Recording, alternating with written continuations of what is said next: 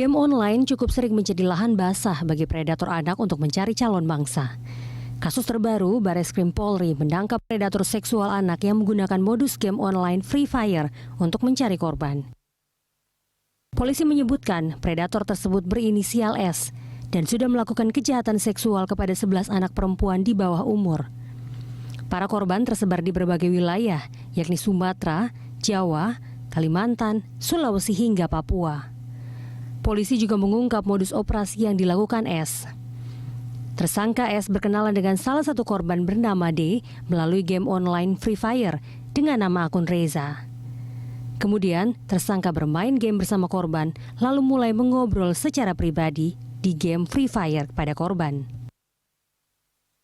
Percakapan pun berlanjut ke aplikasi WhatsApp dan tersangka mulai menjanjikan korban memberikan 500 hingga 600 diamond jika korban mau memberikan foto bugil tubuhnya. Sekitar bulan Agustus 2021, salah satu orang tua korban berinisial D ingin memeriksa ponsel anaknya yang masih berusia 9 tahun. Namun si anak melarang sehingga orang tuanya pun curiga.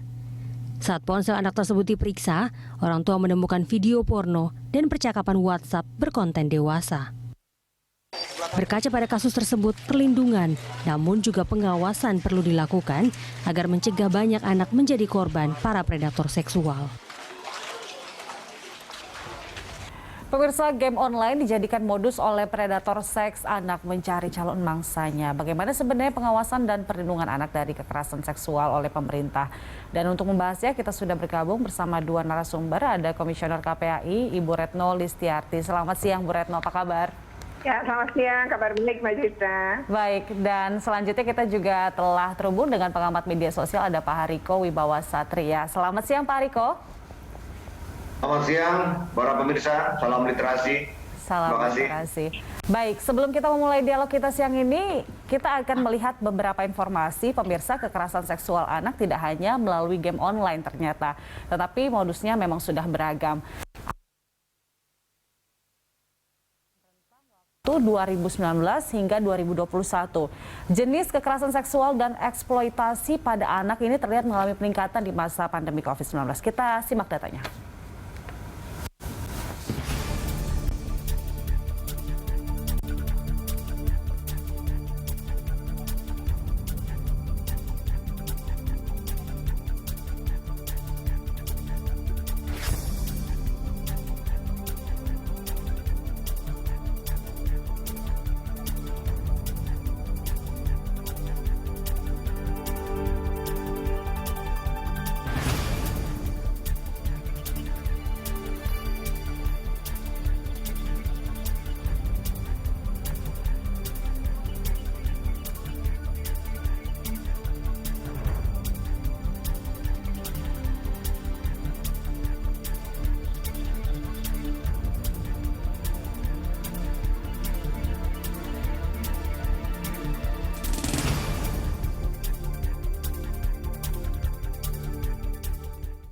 Ya, itu dia pemirsa, angka kasus kita lihat di situ ada peningkatan untuk kekerasan seksual terhadap anak. Saya ingin ke Bu Retno dulu. Kalau kita lihat angka ini, kita semua pasti menyesalkan bahwa angka ini terus meningkat ya Bu ya, setiap tahunnya begitu. Bahkan di saat ini kita sedang menyuarakan literasi juga, tapi di saat yang sama modus yang baru kembali muncul. Tapi saya pengen tahu juga nih, Bu Retno pertama kali menerima laporan soal adanya kekerasan seksual melalui game online ini kapan sih Bu Retno? Ya, sebenarnya KPAI ya yang menerima, artinya karena kan kami memiliki pengaduan ya. Tapi kalau kasus ini sebenarnya yang kedua kali ya. Sebelumnya pernah terjadi dengan korban juga usia 9 tahun dan anak perempuan juga. Nah, itu modusnya sama nih ya. Jadi orang dewasa ini bermain game dengan anak-anak dan yang dimainin adalah game yang dimainkan itu adalah game online memang usia anak, tapi yang pelakunya itu orang yang sudah dewasa. Nah, terkait dengan ini memang kasus yang pertama pun ketika pengaduan kita akan mengarahkan lapor polisi karena ini kan tindak pidana yang memiliki kemampuan untuk patroli cyber itu juga adalah kepolisian. Ya, jadi oleh karena itu kami pasti bekerja sama dengan kepolisian untuk terkait kasus ini agar terungkap. Dan kami apresiasi karena dalam waktu cepat juga terduga pelaku ini cepat diketahui oleh tim cyber dari Barreskrim Polri ya. Kemudian yang kedua ini kalau tadi berbicara tentang kasus yang terjadi di masa pandemi, betul ini meningkat, bahkan untuk ini di game ya, yang anak-anak kecil yang kemudian dimintain WA, kemudian terjadi kontak gitu ya. Kemudian tapi kalau anak yang lebih besar misalnya usia SMP dan SMA itu juga menjadi kena di predator anak, bahkan mereka kemudian mengalami dijajakan lewat micat sebagai prostitusi online. Jadi kekerasan seksual sekarang itu bisa dilakukan secara online, tidak bertemu luring, tapi bisa secara daring. Dan ini memang sesuatu yang sebenarnya harus kita sikapi bersama, dan para orang tua harus waspada, dan ini harus edukasi kuat ya ke anak-anak yang berpotensi menjadi korban. Ini bisa dibilang kan untuk penggunaan dari teknologi gadget itu kan sebenarnya adalah sesuatu keniscayaan saat ini. Ya. Tapi kalau sampai anak-anak yang pakai harusnya kan didampingi orang tua. Apakah bisa kita bilang ini salahnya adalah soal pengawasan di rumah atau seperti apa, Bu Retno? Bisa saja salah satu penyebabnya lemahnya pengawasan kontrol orang tua. Yang kedua, mungkin orang tua ini nggak punya juga istilahnya aturan main ya dalam penggunaan gadget dengan anaknya.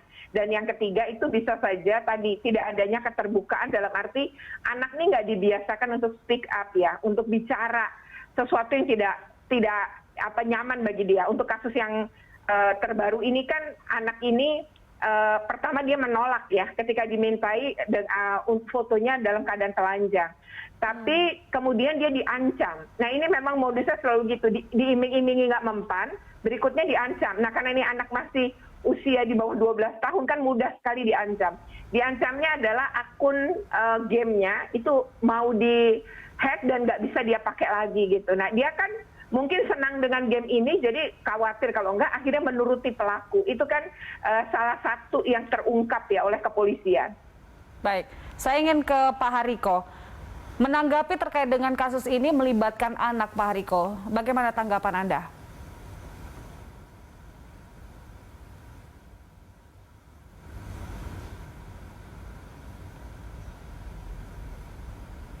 Baik, Pak Hariko, kami belum bisa mendengarkan suara Pak Hariko, mungkin boleh bisa di-unmute dulu. Ya. Oke. Yang pertama, apresiasi pada orang tua yang mengecek handphone anaknya. Jadi orang tua yang mengecek handphone anaknya ini disinilah bermula terbongkarnya kasus ini. Jadi ternyata di game online Free Fire itu ada predator seks online, korbannya 11 orang anak perempuan yang usianya 9 sampai 11 tahun. Nah, menurut peraturan di media sosial, saya belum cek di media online, yang boleh menggunakan itu anak usia di bawah 13 tahun.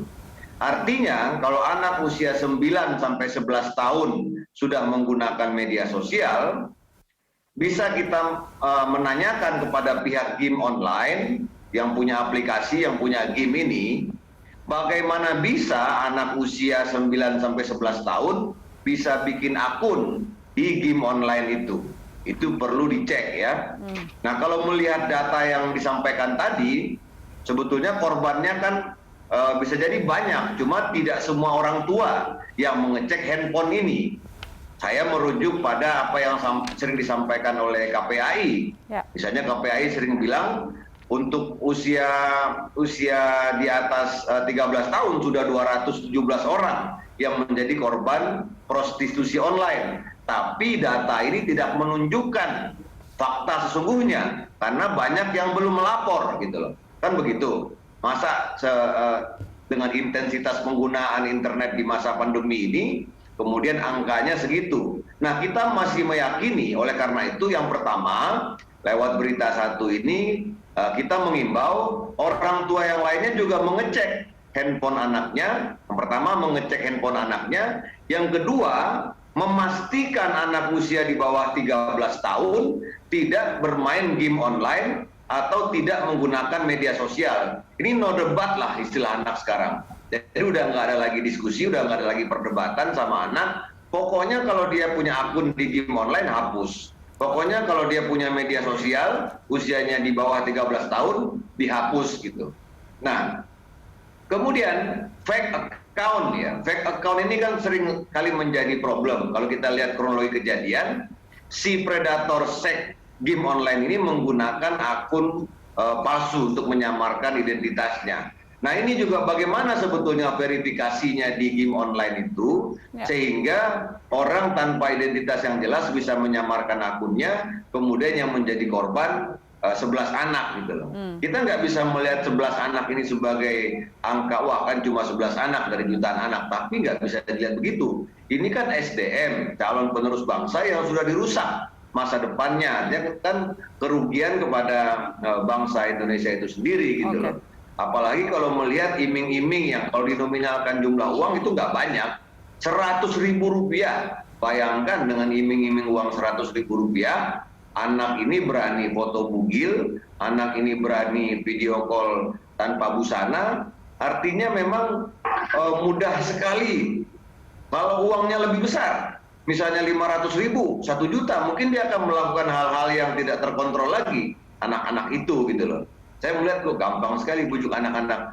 Kemudian yang terakhir Mbak Juwita, yang sering menurut data dari Google, memang di keluarga di Indonesia ini pembicaraan tentang keamanan online itu rendah sekali ya. Hampir sepertiga keluarga di Indonesia tidak pernah membicarakan tentang keamanan online dengan anak-anaknya. Jadi jarang sekali yang pembicaraan di meja makan, waktu liburan, entah kapanpun, atau sedang di hari-hari senggang, jarang sekali dibicarakan tentang keamanan online. Oleh karena itu, kita harus banyak bicara tentang keamanan online ini, tidak hanya di rumah, bisa juga di rumah ibadah, kemudian di banyak pertemuan dan lain sebagainya. Nah, yang mengerikan lagi datanya adalah hampir sekitar 80% anak usia di bawah 13 tahun itu sudah mulai menggunakan media sosial. Ini bagaimana? Maksudnya bagaimana kehadiran sekolah di sini, bagaimana kehadiran negara betul-betul harus melindungi ini. Karena sudah sering disampaikan, jangan sampai bonus demografi ini menjadi bencana demografi. Mereka beraktivitas 5-6 jam di media online, kemudian mereka banyak melupakan cita-citanya. Ini memang harus anak-anak bisa menjadi disorientasi nantinya. Jadi merujuk kepada data-data ini sebetulnya saya melihat sudah sangat mengkhawatirkan ya. Apalagi sekarang anak itu ketakutan kalau dia melaporkan kepada orang tuanya, nanti dimarahi sama orang tuanya. Nah, itu juga harus diberikan jaminan kepada anak-anak itu. Nah, kalau kamu melapor, kalau kamu curhat, Bapak Ibu tidak akan marah. Apapun masalahmu, Bapak Ibu tidak akan marah. Ini sekarang ini dua yang bisa kuncinya. Pertama, orang tua berinisiatif mengecek handphone. Yang kedua, anak berinisiatif untuk melaporkan. Nah, dari dua ini mudah-mudahan KPAI atau kita semua bisa mendorong itu. Dan apresiasi juga nih kan kalau kita lihat kronologinya kan dari KPAI nih. Kalau KPAI tidak membongkar ini, ya tidak akan rame.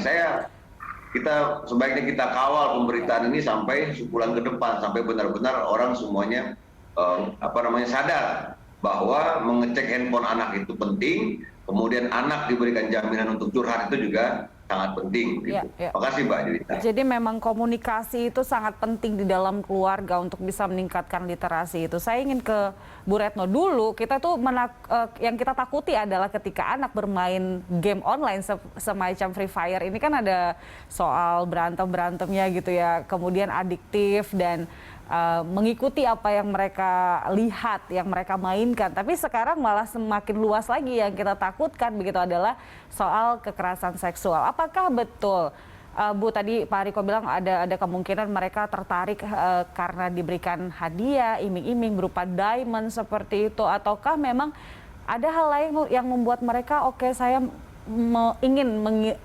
mau mengirimkan foto tidak senonoh saya begitu ke sang predator seperti itu?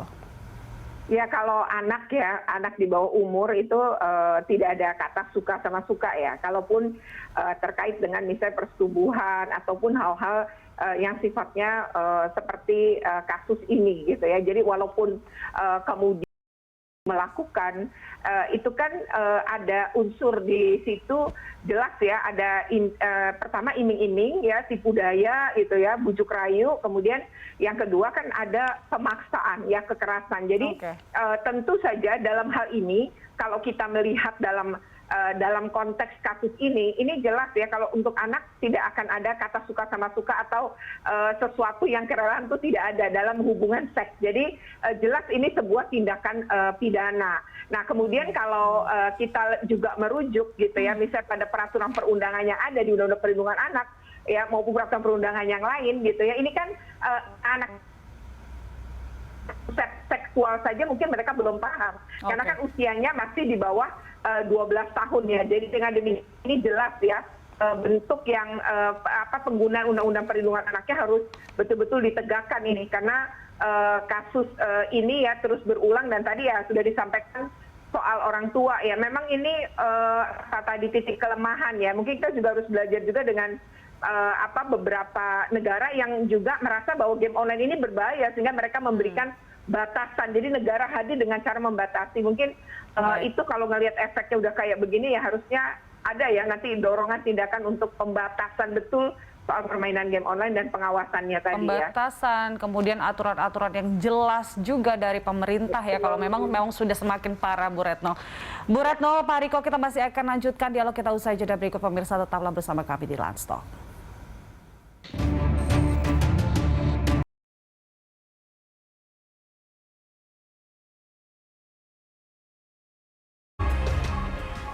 Terima kasih Anda masih bersama kami, pemirsa. Kita masih akan lanjutkan dialog kita. Saya ingin ke Pak Hariko dulu. Tadi Pak Hariko bilang bahwa untuk di media sosial itu kan sudah ada semacam filterisasi begitu untuk gambar-gambar dengan konten yang tidak baik, kemudian dari Menkominfo bisa menghapus gitu. Kalau misalnya kita Google sekarang gitu ya, kita cari dengan kata kunci yang berbau porno, itu hampir sudah tidak ada lagi. Kalau sekarang lumayan bersih gitu ya Pak Hariko, dibandingkan beberapa tahun yang lalu lah gitu. Apakah hal yang sama harus diberlakukan terhadap game online? Ya, pertama emang apresiasi untuk Menkominfo, tapi apresiasi juga untuk seluruh warga. Memang untuk ujaran kebencian itu menurun ya.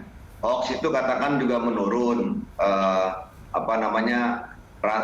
Rasis segala macam menurun. Tetapi memang penipuan online itu meningkat. Kemudian karena tingginya penggunaan internet, maka kejahatan juga meningkat gitu. Nah, tadi sudah kita lihat kronologinya tadi, pengguna media sosial sebetulnya ketika melihat konten yang negatif itu tidak hanya mendislike atau men-skip, tapi juga mereport ya. Mereport itu sehingga aplikasi media sosial atau game online itu bisa mengetahui, oh ini ternyata perlu ditindaklanjuti. Nah, sama dengan di game online. Nah, di game online ini memang kita melihat literasinya masih belum sebanyak di media sosial gitu. Nah, terkadang mereka ini kan ada komunitas-komunitasnya. Di komunitas-komunitas itu siapa yang lebih jago, siapa yang punya senjata hebat itu cenderung dihormati. Nah, ketika anak itu ditawari, kamu dengan uang 100.000 ini kamu akan mendapatkan senjata yang lebih bagus, atau kamu dapat diamond sehingga kamu bisa terus memainkan game online ini. Nah, kemudian anak itu rela mengirimkan foto telanjangnya, kemudian video bugilnya. Nah, di sini filternya menurut saya yang pertama tadi adalah ketika orang bikin akun itu tadi. Ini sama dengan aplikasi perjodohan online, aplikasi kencan online gitu. Tidak semua orang bisa bikin. Begitu Mbak Juwita. Tapi mungkin nggak game online dibuat dengan double verification seperti dating apps dan juga media sosial? Menurut Anda mungkin nggak? Karena kan game online ini cenderung lebih fleksibel. Ada game online yang simple, yang basic, itu anak-anak biasanya yang menggunakan begitu. Sangat mungkin. Jadi kalau negara ingin melindungi anak-anak ini sangat mungkin memanggil penyedia aplikasi, kemudian menanyakan kenapa bisa 11 anak ini menjadi korban, kemudian menanyakan datanya, sebetulnya berapa orang di game Free Fire itu anak Indonesia yang bikin akun di game Free Fire yang usianya di bawah 13 tahun berapa orang. Kemudian minta dihapus akun-akun anak itu yang menggunakan game online. Bukan hanya Free Fire, game-game online yang lainnya juga bisa dicek, dipanggil, ditanyakan. Sebelum Komisi 1 DPR memanggil Kominfo atau memanggil atau DPR melalui KPAI menanyakan kenapa 11 anak ini bisa muncul gitu loh. Tetapi menurut saya yang paling untuk tahap pertama ini, menurut saya bagaimana caranya anak-anak itu tidak ketakutan dulu dengan kasus pemberitaan yang begitu heboh ini gitu. Jadi anak-anak itu tidak boleh dia merasa malu untuk melaporkan. Ya. Seperti yang kita bicarakan di awal tadi, saya yakin sekali bukan hanya 11 orang anak ini yang pernah mengirimkan video porno, tapi masih banyak anak-anak lain yang belum berani untuk berbicara. Nah, di sini saya yakin KPAI punya metode khusus bagaimana caranya anak-anak ini berani bicara.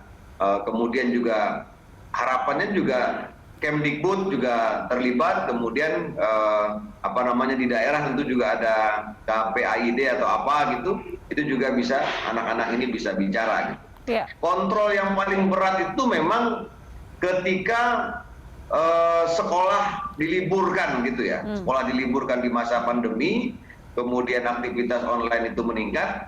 Awalnya kan imbauan anak-anak itu kan boleh sebetulnya terpapar internet. Usia di bawah 13 tahun itu mereka boleh buka YouTube, pendidikan itu boleh gitu loh. Tapi begitu ditinggal setengah jam, mereka akan membuka yang lainnya itu yang tidak bisa dikontrol. Jadi kadang-kadang omongan saya sering disalahpahami orang. Jadi anak-anak itu boleh terpapar internet, boleh. Tetapi tidak boleh punya akun.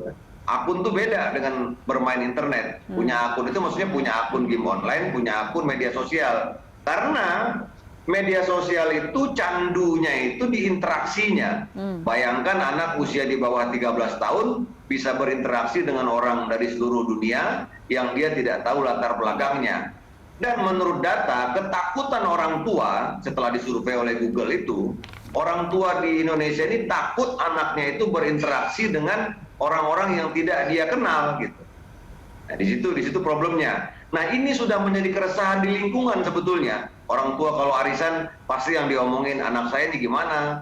HP-an terus, anak saya begini. Nah, dukungan dari lingkungan ini yang sangat dibutuhkan. Kadang-kadang anak itu alasannya itu teman saya dikasih handphone, teman saya boleh main game online, kenapa saya tidak? Nah, kesamaan-kesamaan seperti ini yang perlu disampaikan. Baik. Jadi di 2022 ini menurut saya rekomendasi untuk Kominfo bisa sampaikan lewat berita satu ini. Baik. Literasinya bukan hanya terkait dengan media sosial saja, tapi juga sudah masuk kepada game online. Baik. Ternyata penggemarnya banyak sekali gitu, Mbak Juwita. Ya, saya ingin ke Bu Retno. Bu Retno, tadi Pak Hariko bilang bahwa kemungkinan masih banyak anak-anak yang tidak mau melaporkan soal bagaimana experience mereka menggunakan game online atau bahkan mereka pernah menjadi korban tanpa disadari mungkin juga begitu Bu Retno. Nah, pendalaman dari KPAI sendiri terkait dengan pelecehan seksual melalui game online ini masih akan dilanjutkan sejauh apa Bu Retno? Ya, pertama tentu kami akan kerjasama dengan Kemeninfo itu sudah pasti ya. Biasanya kalau ada hal-hal yang dilaporkan ke masyarakat melalui KPAI pun kami akan segera tidak lanjuti. Karena Kemeninfo yang punya alat tentu kami harus ke sana. Begitupun ketika ini masuk dalam kejahatan cyber, tentu kita akan koordinasi dengan kepolisian karena mereka juga yang memiliki perlengkapan dan kemampuan serta kewenangan untuk melakukan itu. Nah, ya, tentu ini akan terus-menerus ya kami lakukan. Yang kedua sebenarnya ini yang bukan hanya melalui game online, tapi melalui media sosial tadi disebutkan, itu juga banyak kejahatan yang kemudian juga dialami oleh anak-anak. Misalnya kasus terakhir nih ya, anaknya ini tinggal di Jogja, pelakunya orang dewasa tinggal di Aceh Barat. Nah, mereka kemudian pacaran secara online, jadi kenalan di media sosial kemudian pacaran. Pertama ya suruh kirim karena udah merasa pacaran secara dunia maya, lalu dan dengan akun palsu yang sana ya, lalu itu memberikan foto yang pertama buka jilbab dulu, lama buka yang lain ya. Ini sebenarnya ini pun merebak gitu ya. Yang kedua adalah orang tua yang kemudian anaknya hilang, tetapi ketika dia lihat di micet, ternyata anaknya diperdagangkan ya lewat prostitusi online. Jadi ini ternyata anak-anak ini juga korban dijebak gitu ya. Jadi nyaris tidak ada sebenarnya anak-anak ini gitu ya berniat untuk menjajakan diri atau kemudian ini mereka betul-betul terjebak oleh situasi yang memang orang-orang jahat ini ada, predator-predator ini ada. Nah ini yang menurut kami sekarang yang utama sebenarnya pencegahan. Bagaimana pencegahan itu dilakukan oleh semua lini, terutama orang tua. Termasuk kalau anak, kita melarang main game online, dan masalah begini ada nggak penggantinya. Nah orang tua itu harus mau bermain sama anak. Jadi kalau kita melarang, kita harus memberikan substitusinya atau penggantinya apa. Nah ini yang kemudian, karena dunia anak kan dunia bermain. Nah sekarang mereka bermain di dunia maya, seolah aman aja dia ada di rumah, padahal dunia maya itu nggak aman gitu untuk anak-anak yang belum paham apalagi ya. Nah ini mengedukasi orang tua dulu, kemudian baru mengedukasi anak-anak dan juga melibatkan guru ya dalam hal ini. Karena bagi kami sebenarnya handphone apalagi anak usia segini ya harusnya tidak diberikan, tapi tidak dihadiahkan gitu, tapi dipinjamkan papa mama. Sehingga papa mamanya bisa kontrol setiap saat. Nah lalu kalau sekarang kan misalnya kalau dia punya akun kan punya email dan lain-lain, nah itu harusnya dia dibukakan tapi nge-link ke orang tua. Jadi kita tuh kalau anak kita buka apa, anak kita itu ada di handphone kita, itu kan juga bagian dari kontrol ya. Nah ini yang kemudian nampaknya lemah gitu ya. Satu lagi tadi kalau di Cina misalnya kan usia ya, tadi bagaimana kemudian orang ngedaftar gitu masuk ke satu game tapi nggak sesuai usianya, kan wajah yang dijadikan sebagai password masuk gitu ya, sehingga itu bisa kekontrol kalau dia bukan anak-anak gitu, itu terdeteksi. Nah ini yang kemudian kita juga lemah ya dalam hal ini. Jadi yang utama sebenarnya pencegahan yang bisa dilakukan di seluruh rumah, di seluruh orang tua. Nah ini udah banyak kasus, jadi perlu sekali nih orang tua, guru bekerja sama melindungi anak-anak dari berbagai dampak buruk dari penggunaan internet ini. Baik, semua pihak harus bekerja sama untuk bisa mencegah bagaimana kekerasan seksual ini bisa terjadi melalui game online dan juga media sosial. Bu Retno, Pak Riko, kita masih akan lanjut usai jeda berikut. Pemirsa tetaplah bersama kami di Lanstock.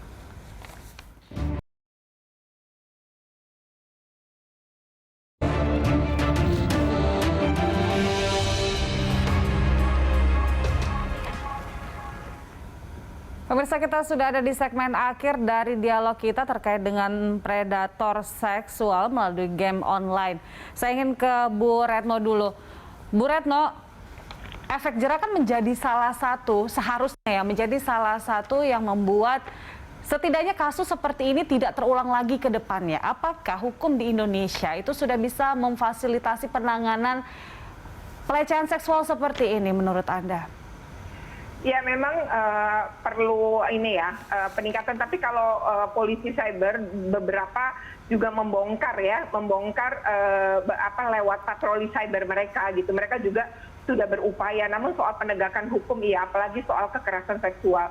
Nah ini kadang-kadang orang tua juga merasa aib ya, kemudian tidak mau melaporkan. Nah ini jangan sampai pelaku tidak akan pernah punya efek jerah kalau kita tidak masukkan dia atau tidak jerumuskan dia ke dalam hukum gitu. Jadi penegakan hukum harus dilakukan demi melindungi anak kita dan anak-anak lain yang mungkin akan menjadi korban. Jadi harus tidak memandang ini sebagai aib, tapi si pelaku itu wajib betul itu ya kita dorong dia betul-betul dihukum dengan berat sesuai ketentuan peraturan perundangan. Ini penting. Jadi jangan pernah malu atau merasa ini sebagai satu aib, tapi bongkar, buka agar pelaku bisa tertangkap. Dan advokasi dari KPAI seperti apa, Bu Retno? Apa? Advokasi dari KPAI seperti apa? Ya, kalau kami pertama nanti rehabilitasi terhadap korban ya, karena ini proses hukum berjalan, tapi rehabilitasi psikologi terhadap anak-anak ini harus dipulihkan. Nah itu yang pertama, kan ini tersebar di beberapa daerah ya, ada 4 provinsi. Jadi tentu koordinasinya nanti dengan Dinas Pemberdayaan Perempuan dan Perlindungan Anak yang memiliki psikolog anak. Nah itu nanti koordinasi untuk pemenuhan hak-hak anak. Ya terkait dengan rehabilitasi psikologi, selain proses hukumnya tetap akan kami awasi ya, polisi dalam bekerja menangani kasus ini kita akan awasi bersama. Baik, Terakhir, Pak Hariko, apa yang harus diperhatikan sekali oleh masyarakat terkait dengan penggunaan sosial media dan juga game online yang bisa menjadi media untuk kekerasan seksual ini?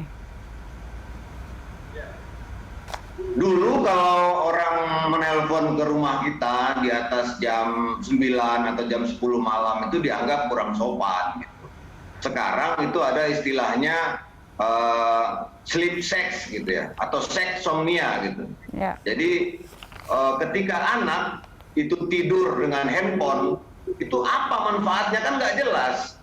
Masa anak-anak usia di bawah 13 tahun atau masih usia SMP sama SMA dia tidur bersama handphone.